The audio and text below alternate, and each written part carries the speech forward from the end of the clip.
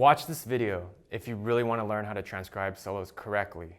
Hey guys, this is Timlin. Welcome to my YouTube channel. Today we're going to talk about how to transcribe solos. And we've heard it all our entire lives, transcribe solos, because that's what makes us better jazz players. And it's true.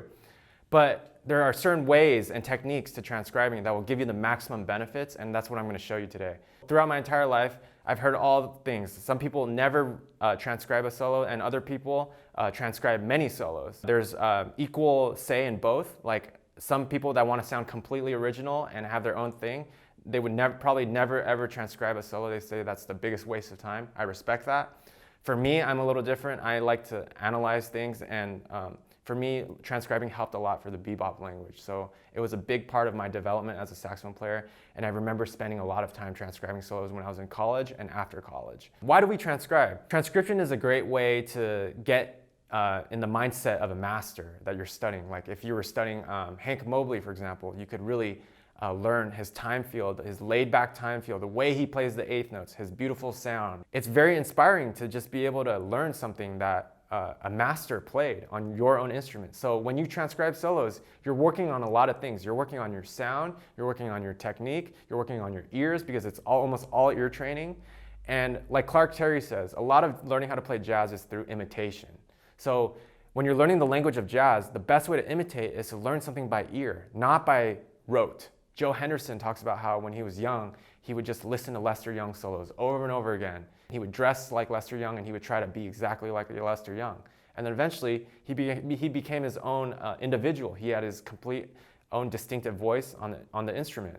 But that was through a process, and transcription is a process. So here are the steps to transcribe a solo. The first thing you need to do is don't play the solo. You need to sing the solo and get it in your ear.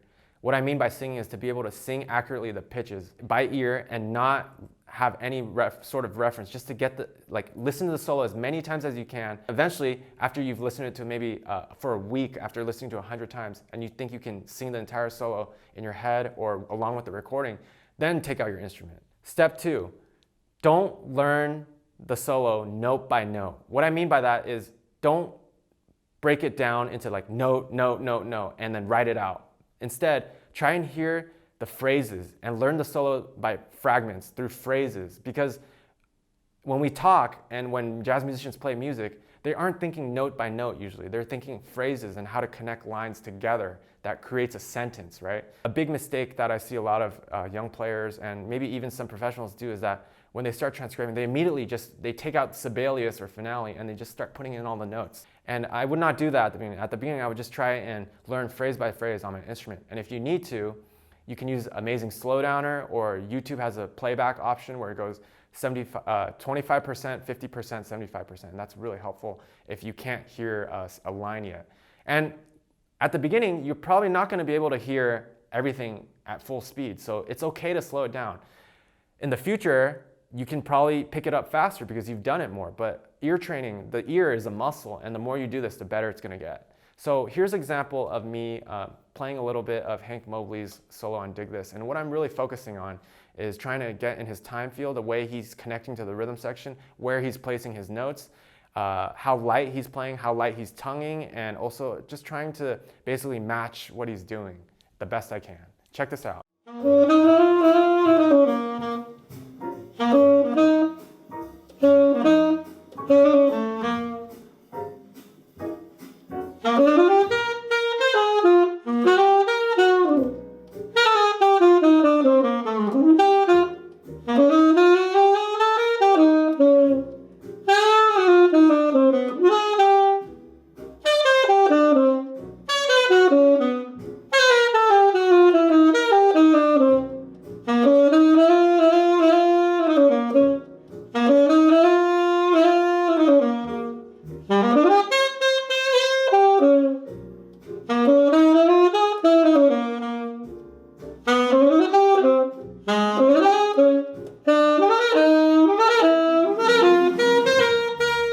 As you can tell, I know that solo pretty well, and that was from a lot of practicing where I really worked on that solo for, I think, a month straight.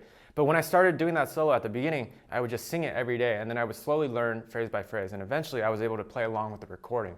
And that's close to the final step. Once you finish learning the solo and you can play along confidently with the recording, like what I just did, you can start writing out the solo. And when you write out the solo, you can start taking the lines in the solo and moving them in all 12 keys, or just using the lines in some way in your own playing. There's all this information and you want to organize that information. Like understand that, oh, there's a reason why Hank Mobley goes down the bebop scale every time he does a 2-5 going to the 4 chord. It's a common thing that he does harmonically. On bar 9 of the blues, on that long 2-5, he's playing a tritone sub right after that. So there's things like that where you can pick up and use them in your own playing. You don't have to copy note by note of what Hank Mobley is playing. You just want to think like, how is Hank Mobley thinking? Overall, I highly recommend transcribing. I think it's a great way to practice. If you're transcribing and if you have any more questions, you go ahead and send me a message or hit me up on Instagram at timlinbebop, and I hope to talk to you soon. Thanks, guys.